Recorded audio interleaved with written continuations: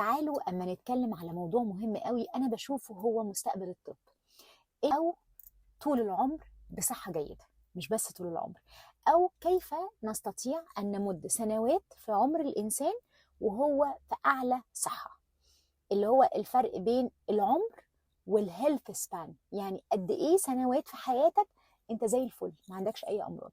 ده المستقبل بتاع الطب، والطب الوظيفي والطب الدقيق والتغذية العلاجية والطب الوقائي، كل ده بيخدم على هذه الفكرة، نعيش أطول وقت ممكن بأحسن صحة ممكن.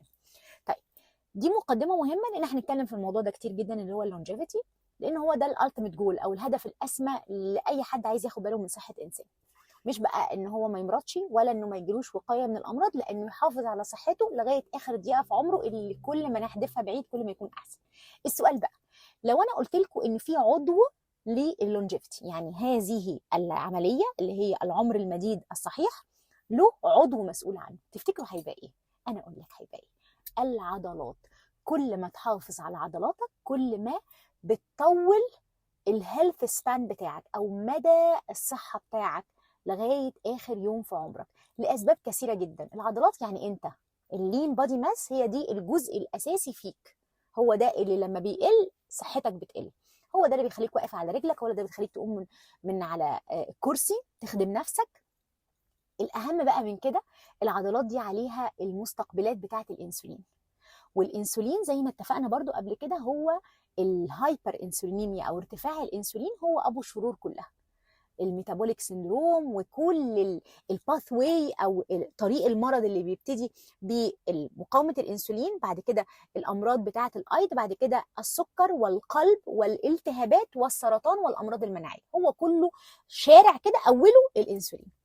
اي حد مش بيحافظ على عضلاته هو بيقلل مستقبلات الانسولين. عشان كده مجرد ما بنكبر في السن احنا بنتخن حتى لو لجوه، حتى لو نفس الوزن.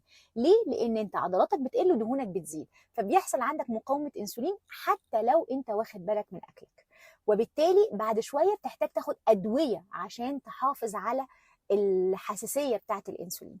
عشان كده حاجتين مهمين جدا، ريجاردلس بقى، بغض النظر انت عندك سكر عندك استعداد، مجرد ما انت بتكبر كنزك هو العضلات. حافظت على عضلاتك بتحمي نفسك من امراض كتير جدا جدا. المعلومه الثانيه اللي ممكن نقولها في هذا الفيديو، لو بتستخدم الادويه بتاعه التخسيس على راسي، انا مؤمنه بيها جدا، بشرط ما تكونش بتخسرك عضلاتك.